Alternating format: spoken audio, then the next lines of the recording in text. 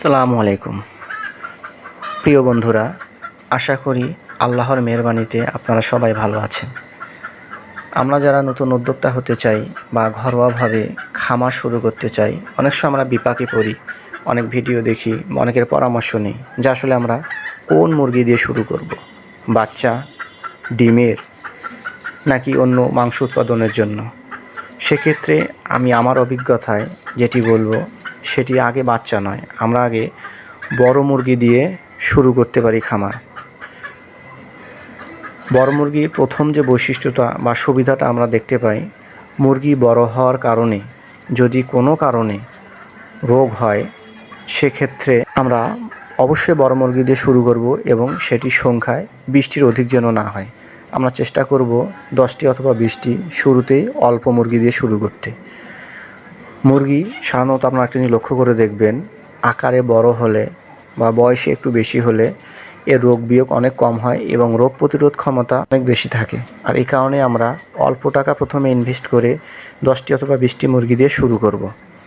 সেক্ষেত্রে আমরা যদি নিজেরাই 20টি মুরগি 2 মাস পালন করে যদি আমরা নিজে ডিম উৎপাদন করে ফুটিয়ে বাচ্চা বের করি, সেক্ষেত্রে আমাদের টাকা ইনভেস্ট কম করা লাগবে। এবং যদি কোনো কারণবশত বা কোনো রোগ বিয়োগের কারণে বা ভাইরাসের কারণে আমাদের বাচ্চা বা মুরগিগুলো মারা যায়, সেক্ষেত্রে শুধুমাত্র আমাদের নিজেদের অল্প অর্থ এবং উৎপাদিত বাচ্চার উপর দিয়েই চলে যাবে এবং হতাশাটা কম থাকবে এবং লোকসানও কম হবে।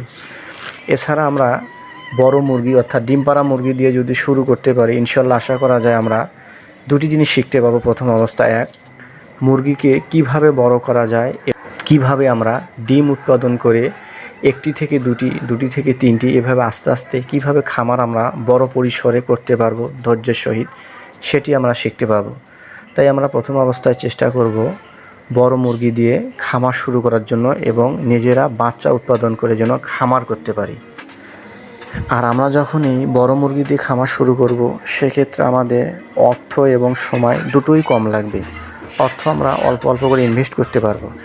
আর প্রথম অবস্থায় বড় মুরগি দিয়ে শুরু করার পর যদি আমরা বুঝতে পারি যে না, আমি পারবো খামার করতে, সেক্ষেত্রে আমরা টাকা ইনভেস্ট করব এবং অধিক পরিমাণ মুরগি দিয়ে শুরু করব। এবং এর পাশাপাশি আমরা স্থানীয় প্রাণী সম্পদ অধিদপ্তরে যে ট্রেনিং নেব এবং গ্রামের যদি আশেপাশে বা বাড়ির আশেপাশে কোনো খামারি বড় ভাই থাকে, আমরা সেখানে যাব, তাদের সাথে মিশবো, থাকবো এবং খামার কিভাবে করতে হয়, বায়োসিকিউরিটি কিভাবে রাখতে হয়, মুরগি শুরু থেকে শেষ পর্যন্ত বাজারজাত পণ্য কী কী কাজ করা লাগে, সমস্ত কাজ আমরা তার কাছ থেকে শিখে নেব এবং তার সাথে থাকব, যাতে করে আমরা যখন মূলধন ইনভেস্ট করব সেক্ষেত্রে যেন আমরা কখনো লসের সম্মুখীন হয়ে না যাই। আর আমরা যদি কোনো অভিজ্ঞতা ছাড়াই শুধুমাত্র টাকা ইনভেস্ট করে মুরগির খামার করতে যাই আর কোনো কারণবশত যদি কোনো ভাইরাস বা দুর্ঘটনার কারণে খামারে ক্ষতি হয়ে যায়, সেক্ষেত্রে আমরা মারাত্মক লসের সম্মুখীন হব। আর সাধারণত মুরগিতে ভাইরাস ধরে একটু বেশি, দেখা যায় মুরগির খামারে একটিতে ভাইরাস ধরলে এক রাতেই অথবা একদিনের মধ্যেই দেখা যায় সমস্ত মুরগির ভিতরে ভাইরাস ছড়িয়ে যায়। এই জন্য আমরা অবশ্যই কারো না কারোর সাথে মিশি অথবা প্রাণী সম্পদ অধিদপ্তরে যে আমরা ট্রেনিং নেব অথবা ন্যূনতম অভিজ্ঞতাটুকু নিয়ে আমরা মুরগি পালন শুরু করব। আর আমরা সবার প্রথমেই চেষ্টা করব যাতে প্রথম অবস্থায় একটু বড় মুরগি দিয়ে শুরু করি। এরপর যদি আমরা পারি তাহলে আমরা বাচ্চা দিয়ে 1000 বা 500 বাচ্চা দিয়ে শুরু করব। ইনশাল্লাহ এভাবেই আমরা অভিজ্ঞতার সহিত আস্তে আস্তে এগিয়ে যাব।